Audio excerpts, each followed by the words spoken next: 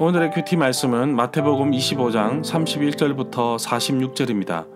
제목, 양과 염소를 나누듯이.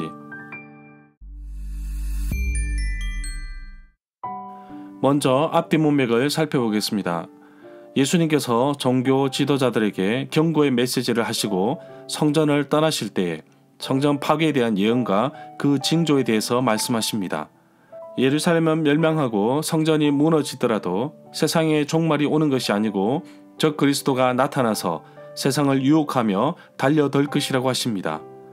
인자가 큰 나팔 소리와 함께 천사들을 보내어 택함 받은 백성들을 모을 것인데, 그러나 그 날과 그때는 예수님조차도 모른다고 하십니다.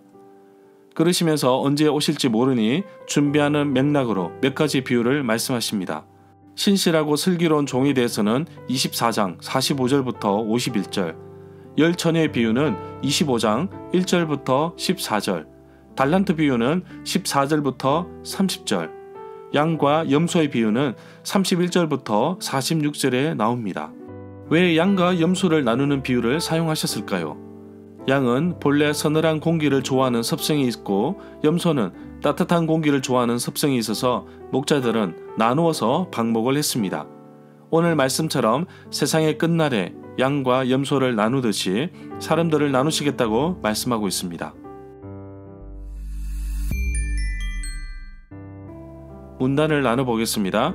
31절부터 40절은 오른쪽에 서게 될 의인들, 41절부터 46절은 왼편에 서게 될 악인들, 31절에 보면 인자가 모든 천사들과 함께 온다고 시작하는 단락의 말씀, 양과 염소의 비유는 오직 마태복음에만 나옵니다. 흐르는 문맥의 내용은 최후의 심판을 말씀하고 있습니다. 예수님은 19장 28절에서 세상이 새롭게 되어 인자가 자기 영광의 보좌에 앉을 때 나를 따르는 너희도 12보좌에 앉아 이스라엘 12지파를 심판하리라고 말씀하셨습니다. 32절에 보면 그때 세상 모든 민족을 그의 앞에 불러 모을 것이며 마치 목자가 양과 염소를 구분하여 갈라놓듯이 인자가 사람들을 나눌 것이라고 합니다. 세상 끝에는 천사들이 와서 의인 중에서 악인을 갈라낼 것이라고 말씀하십니다. 33절에 보면 인자는 자신의 오른쪽에 양을, 왼쪽에 염소를 세워둘 것이라고 합니다. 한낮에는 함께 풀을 뜯어 먹겠지만 저녁에는 갈라집니다. 염소는 따뜻한 공기를 좋아하기 때문에 따뜻한 잠자리가 필요하기 때문입니다. 여기에서 성경에서 말하는 오른쪽과 왼쪽의 의미를 살펴보겠습니다. 물론 왼쪽과 오른쪽의 방향을 나타내기도 하겠지만 왕이나 하나님의 오른쪽, 특히 우편에 앉는다는 것은 특별한 명예입니다. 예수님도 권능의 우편이라는 단어를 썼습니다. 솔로몬도 자기 모친 밧세바를 오른편에 앉게 했습니다. 재판장에서도 피의자 오른쪽에 섰는데 비유적으로 모든 도움을 받을 수 있다는 뜻과 함께 다스린다는 뜻도 가지고 있습니다. 또한 하나님의 오른손은 하나님의 권능으로 개입하심을 상징한다고 봅니다. 결국 오른쪽이라는 것은 옳음, 정의를 상징하기도 합니다. 34절부터 40절에 보면 그때 왕이 자기 오른쪽에 있는 사람들에게 내 아버지로부터 복을 받을 사람이라고 부르면서 예비하신 나라를 물려받으라고 하십니다.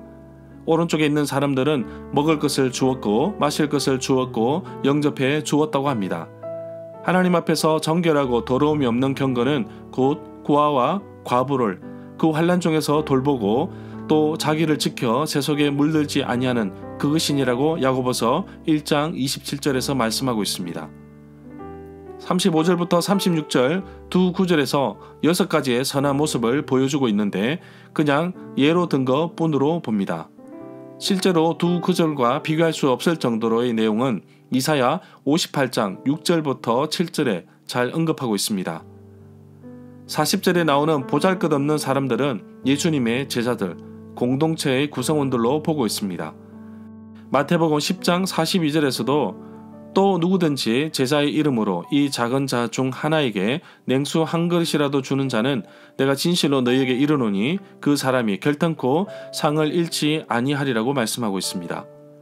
41절부터 46절을 보면 그리고 나서 왕은 왼쪽에 있는 사람들에게 저주받은 자들아 내게서 떠나 영원한 불 속으로 들어가라고 합니다. 이 구절에 대한 설명은 요한계시록 12장 7절부터 9절을 참고하시면 되겠습니다. 나그네 되었을 때 영접하지 않았고 헐벗을 때 찾아주거나 돌보지 않았다고 합니다. 그때 왕이 왼쪽에 있는 사람들에게 지극히 작고 보잘것없는 한 사람에게 하지 않은 것이 곧 나에게 하지 않은 것이라고 말씀하고 있습니다. 절마다 상세한 설명과 구절 해석 그리고 핵심 내용과 중심 줄거리는 네이버 블로그에 올려져 있습니다. 내게 주시는 교훈입니다. 예수님은 다시 오셔서 심판의 자리에서 마치 양과 염소를 구분짓듯이 하나님의 뜻에 따라 순종하는 자들을 품으시고 그렇지 않는 자들을 내치실 것입니다. 과연 누가 그 품에 안길까요? 예수님을 영접하면 하나님의 자녀가 되는 것이 사실이지만 예수님은 계속해서 좁은 문으로 가라고 하십니다. 순간순간 하나님을 의지하지 않고 예수님과 동행하지 않는다면 나는 여전히 큰 길, 세상으로 가고 있는 것입니다. 천국의 자리가 나에게 예비되었다고 말씀합니다. 솔직하게 감사할 뿐입니다. 그렇다고 무엇을 한 것도 아니지만 오늘 말씀처럼 복음을 전하는 자들에게 사랑으로 대하고 감사 주고 위로할 때에 이것이 곧 예수님께 한 것이라고 말하고 있습니다. 기억해 주시니 정말 감사할 따름입니다. 저 또한 복음을 전하는 자로 저를 위해 돕는 분들이 많습니다. 저는 예수님께 바로 이분들이 저를 위해 기도하고 후원하고 격려해 주는 분이라고 말할 것입니다. 아주 보잘것없는 저에게 많은 사랑과 격려와 때를 따라 물질로 공급해 주신 것에 대해서 감사드립니다. 주 안에서 수고는 결코 헛되지 않습니다. 세상에서 작은 것, 보잘것없는 사람을 또한 나는 어떻게 바라보며 어떻게 도울 것인가요? 무심코 넘길 수 있는 일이지만 곧 예수님께서 말씀하신 대로 예수님께 대하듯 그를 돕고 섬길 수 있는 하루가 되기를 간절히 소망합니다.